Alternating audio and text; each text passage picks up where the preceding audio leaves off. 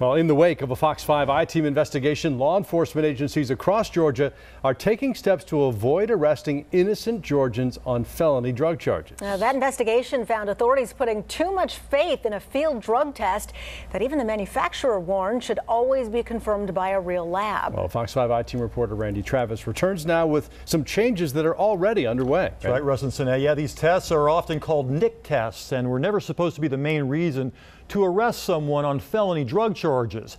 Yet time and again we discovered agencies doing just that.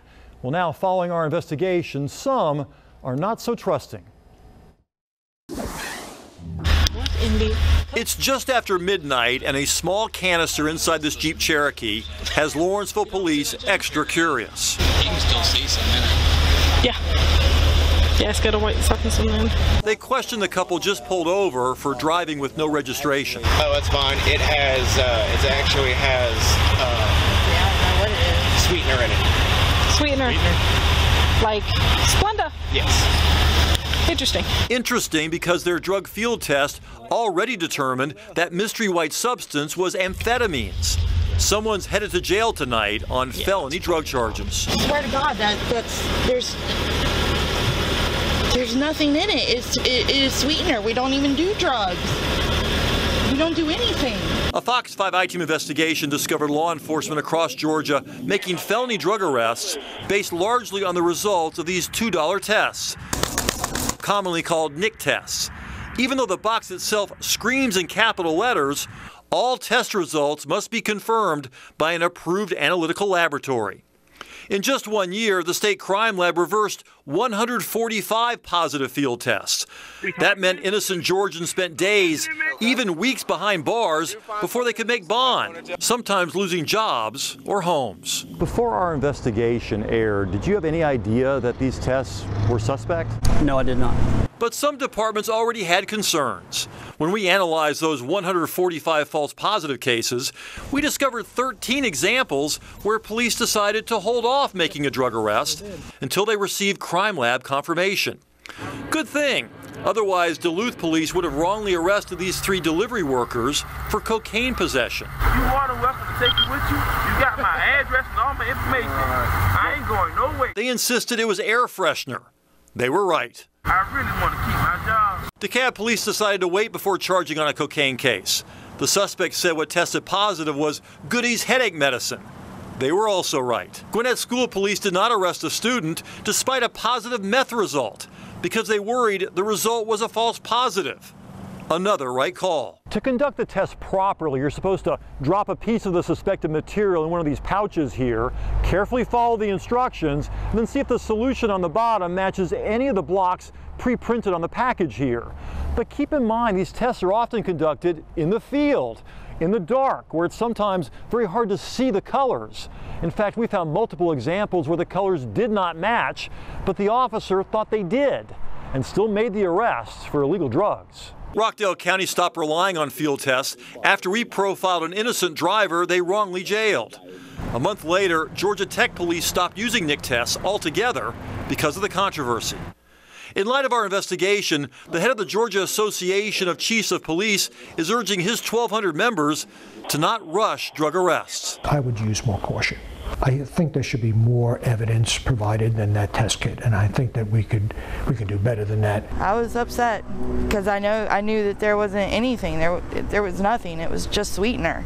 Back to that Lawrenceville couple having a very bad night. Can stuff actually test positive? Do you mean test positive in a NIC kit and then not be positive? Yes. Not that I've heard of. I mean, really, I thought that was it. They would not listen. Somebody listened. Yeah. That would be the supervisor on the scene, Sergeant Jimmy Inlow. While Lee Cowart sat handcuffed in the back of one patrol car staring at a felony drug charge, Sergeant Inlow drove his car to a nearby convenience store, walked inside, and grabbed a packet of sweetener. I was either going to prove them right or wrong, and I proved them right. Yep. Turns out they were right too. This is Splenda. Is it? The test positive for amphetamine was Splenda? I was just kind of shocked. This driver would not spend weeks in jail unable to post bond. They let him go. Lawrenceville police decided to wait for the crime lab to determine whether someone here committed a felony. For cases like this, that's their policy now. I would not make the charge for someone having that based solely on the NIC test. Yeah, we would have been screwed big time. Instead, they lucked out, getting stopped just as word started to spread about the danger of these field test failures. And you're sending people, innocent people to jail for no reason. And it's costing their homes, their jobs, their cars, their life for a false positive. We have an update now on our first field test failure victim. You may remember Simon Kofi and his wife Clarice Doku. They spent 2 weeks in the DeKalb County Jail until they could make bond on drug trafficking charges. A false positive field test convinced Doraville police they had caught 2 ecstasy dealers. The baggie actually contained folic acid tablets Clarice was taking in hopes of getting pregnant. Well, because of the arrest, Simon missed his swearing-in ceremony to become an American. Even though the charges were ultimately dropped, Simon had a hard time convincing immigration to set a new date. So we emailed Washington, D.C. and sent them our story. A few days later, we witnessed Simon finally becoming a United States citizen. Was there any point in there where you said, I don't want to be an American anymore? No, I have a very positive thought. I didn't want that to be a hindrance for all the positive things I have and all what I want to do for the country. A remarkable attitude to have, considering what he went through. And by the way, he and his wife are still having a hard time getting that felony drug trafficking charge taken off their record. She's lost jobs, supposedly, that's what he told me, because they find that record when they do a background check and they don't hire her. Yeah, so many people who've been affected. Yeah, it's just terrible. But as you say, their attitude is remarkable and good on the police who are changing their attitude toward these tests. That's what a good supervisor does, Russ. Right. He checks them and listens to what's going on at the scene, I've been told. The chief was very proud of Sergeant Enlow for listening and following up and double checking, believing what these people were saying. Right. And they were right. Giving them that benefit of the doubt. That's right. All right. Thanks so much, Randy. Okay. Great Thanks. report. Thank you.